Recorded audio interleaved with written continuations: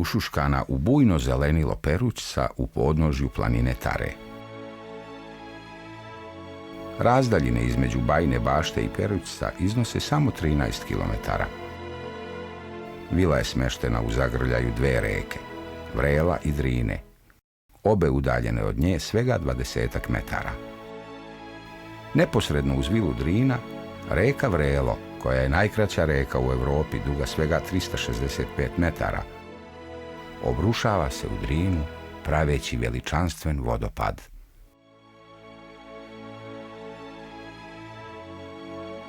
Zahvaljujući takvom položaju, gosti vile Drina nose nezaboravne uspomene na okrepljujući boravak i zdrav san uz huk vodopada. Raskošna vila, građena između dva svjetska rata, temeljno je restaurirana i predstavlja pravi dragulj na turističkoj mapi Srbije. U želji da svojim gostima pružimo maksimalan komfor i luksuz, na površini od 570 kvadratnih metara isprojektovano je svega 15 smještajnih jedinica sa najsavremenijom opremom i infrastrukturom.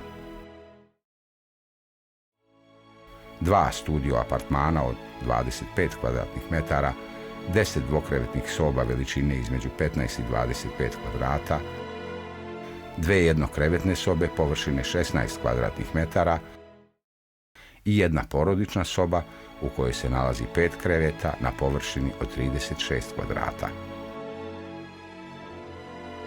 Vila Drina je smještena neposredno uz asfaltni put koji povezuje Bajinu Baštu i Perućac na rastojanju od 13 km. Raspolaže prostranim parkingom i uređenim prostorom za dečiju zabavu. Na samo nekoliko koraka od vile Drina nalazi se pošta, prodavnica mešovite robe i banka. U krugu od 200 metara je bogumilska nekropola Mramorje, izvor reke Vrelo, stara vodenica, ribnjak i mini hidrocentrala iz 1927. godine. Laganom šetnjom stiže se do hidrocentrale Bajina Bašta i prekrasnog jezera Perućac sa uređenom pontonskom plažom i bazenima za decu.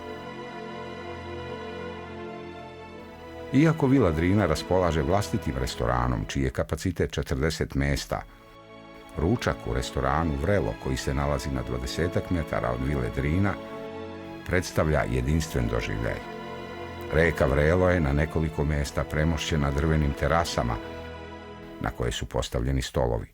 Većina baštenskih stolova je na samom vodopadu, a drveće natkriljuje ceo baštenski deo restorana, praveći prijatnu hladovinu.